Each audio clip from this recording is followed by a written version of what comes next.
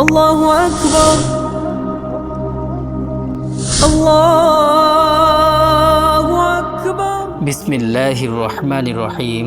সুপ্রিয় দর্শক মণ্ডলী, মাসাইলে নামাজ কি কি কারণে সাজদায় সাহু করতে হয়, সাজদায় সাহু কতক্ষণ পর্যন্ত করে দিলে আদায় হয়ে যায়।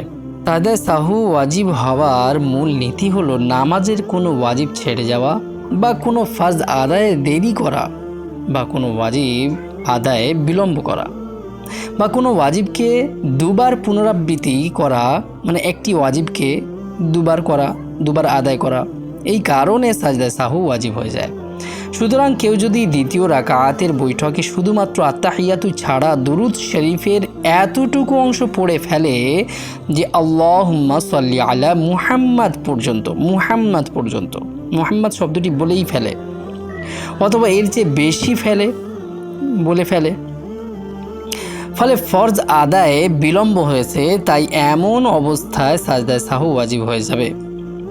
দুরুল মুখতারের অংশটুকু দেওয়া রয়েছে, ফতোয়া নাম্বারও দেওয়া রয়েছে। দারুল ইফতা, জামিয়া উলুম ইসলামিয়া, আল্লামা বানরি টাউন, আল্লামা মোহাম্মদ ইউসুফ বানরি।